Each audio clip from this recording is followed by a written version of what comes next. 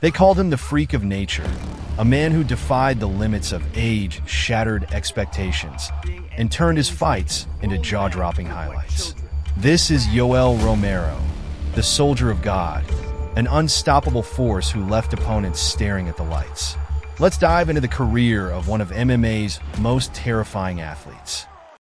Born and raised in the heart of Cuba, growing up in a nation where grit and determination were woven into everyday life, Romero found his calling on the wrestling mat. After conquering the world of wrestling with Olympic silver and multiple international accolades, Yoel Romero found himself at a crossroads. That's when he turned his gaze to MMA. At an age when most fighters were already established or retiring, Romero stepped into the cage for the first time, ready to prove that his journey was far from over. And from that moment, the soldier of God began rewriting the rules of combat sports. His MMA journey began with a bang. In his early fights, it became clear that this wasn't just a wrestler stepping into the cage.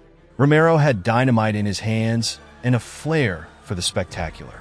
Romero made his UFC debut in 2013, and it didn't take long for fans to realize they were witnessing something special.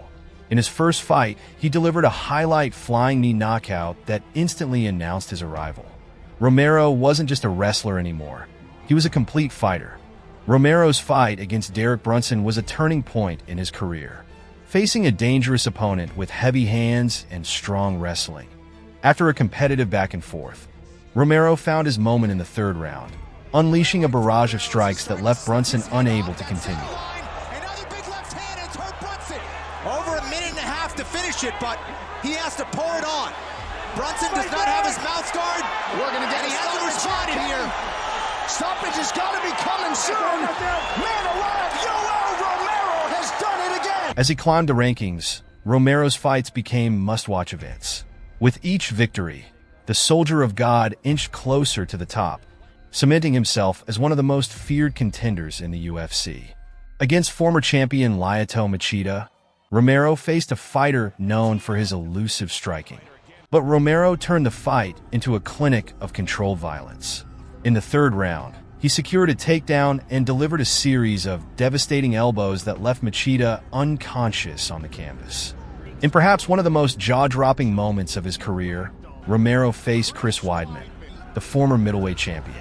The fight was evenly matched until the third round, when Romero unleashed a flying knee that landed with surgical precision, knocking Weidman out cold.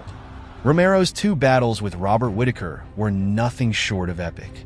Their first encounter was a tactical war, with Romero starting strong but fading in the later rounds, leading to a close decision loss. The rematch, however, was a fight for the ages.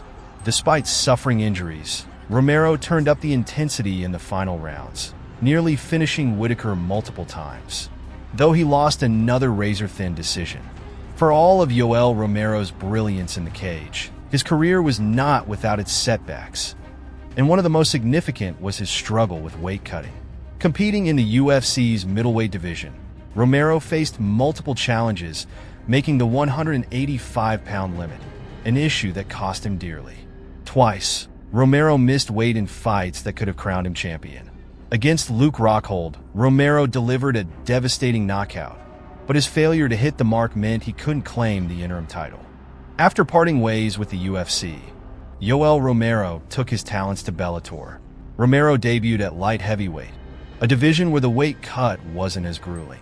However, his first fight against Phil Davis was a tough challenge, ending in a decision loss. Despite the setback, Romero's explosive potential remained intact. In his subsequent Bellator fights, Romero reminded everyone why he's one of the most feared fighters in MMA history. His ferocious power and ability to turn a fight around in an instant made him a threat no matter who stood across the cage.